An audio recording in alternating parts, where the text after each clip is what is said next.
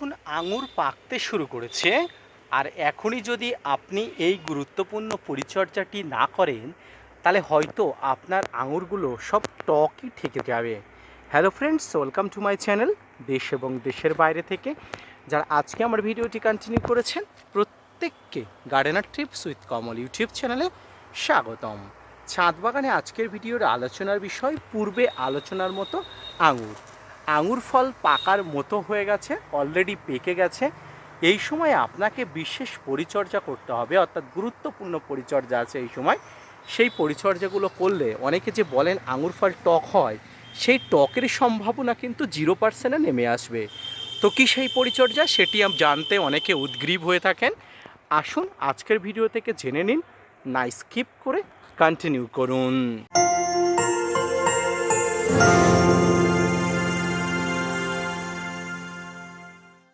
দর্শক এবং শ্রোতা বন্ধুরা, এই মুহূর্তে যদি আমার ছাদ বাগানটা এক পলকে আপনারা একটু সময় করে দেখেন, বুঝতে পারবেন কত পরিমাণ আঙুর আমার ছাদ বাগানে হয়েছে। অজস্র আঙুর যাকে বলে, অর্থাৎ একজন স্যাটিসফাইড ছাদ বাগানি যেটা চাই, অর্থাৎ অজস্র আঙুর যেটাকে বলা হয়, সেই আঙুর কিন্তু আমি আমার ছাদ বাগানে 100% ধরাতে পেরেছি। এখন কথা হলো, অনেকে বলেন এই আঙুরগুলো নাকি টক হয়।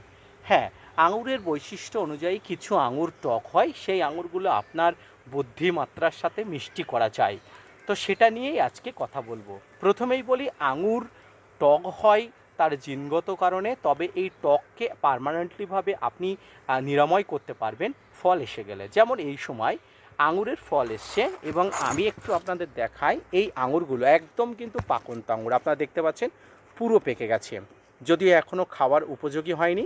আঙুরগুলো পাকলে একদম তামাটে বর্ণ হয়ে যাবে। এই ফলগুলো এখনও তামাটে বর্ণ হয়নি, ফলগুলো কিন্তু খুব ভালো সাইজও হয়েছে। তো এই আঙুরগুলো, এবার এই আঙুরগুলো যাতে মিষ্টি হয় তার জন্য আপনাকে এখানে কিছু স্প্রে করার দরকার নেই। যা করতে হবে আপনাকে গাছের গোড়াতে গিয়ে আপনারা যেটা করবেন সেটা হলো চুন, কলি চুন। এর আগেও আমি বলেছি যে কোনো টক ফল মিষ্টি করার জন্য কলিচুন খুব গুরুত্বপূর্ণ কাজ করে। কলিচুন ব্যবহার করবেন। কলিচুন কী করে নেবেন? আমরা পানে খাওয়া চুন বিভিন্ন দোকান থেকে কিনে আনি, সেই গুঁড়ো চুন আপনি কিনে আনবেন। এরপরে সেই গুঁড়ো চুন আপনি জলে ভিজাবেন, মানে জলে দেবেন। কতটা দেবেন? 1 লিটার জল নিলেন, তাতে 1 থেকে 2 গ্রাম কলিচুন আপনি নেবেন, একদম গুলে নেবেন। দেখবেন জল দিলে, জলের সঙ্গে গুললে জলটা মনে করতে হবে যে দুধের মতো হয়ে গেছে, এমন হয়ে যাবে।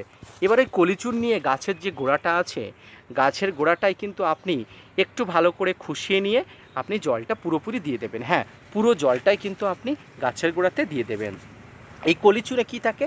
এই কলিচুন ClCl3 অর্থাৎ CaCl3, ক্যালসিয়াম কার্বনেট, যে কোনো টক ফলকে মিষ্টি করার জন্য গুরুত্বপূর্ণ।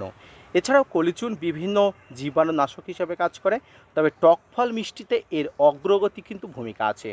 প্রিয় দর্শক, এই কলিচুন যদি আপনারা দেন তাহলে এই ছাদ বাগানের এই যে ফলগুলো দেখতে পাচ্ছেন, ফলগুলোর মিষ্টতা কিন্তু দ্বিগুণ বাড়বে। হ্যাঁ, গত 3-4 বছরের বা 5 বছরের অভিজ্ঞতা থেকেই বলছি, এই পদ্ধতিতেই কিন্তু আমি ফলগুলো মিষ্টতা করি বা মিষ্টতা করা সাকসেসফুল হই। কলিচুন কতদিন অন্তর দেওয়া যায়, এবং কলিচুনে কিন্তু কিছু ভুলও করলে কিন্তু খুব সমস্যা আছে।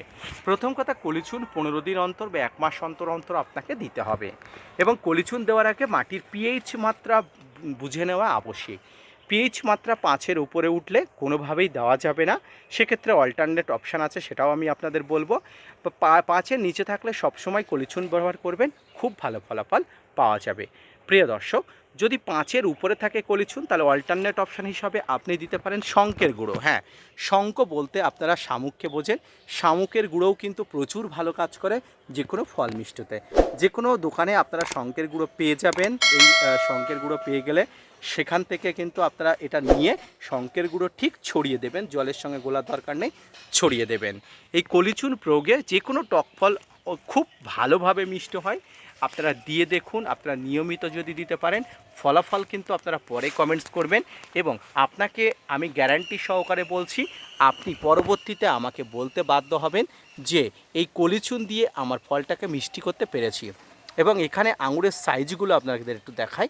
আঙুরের সাইজগুলো দেখুন।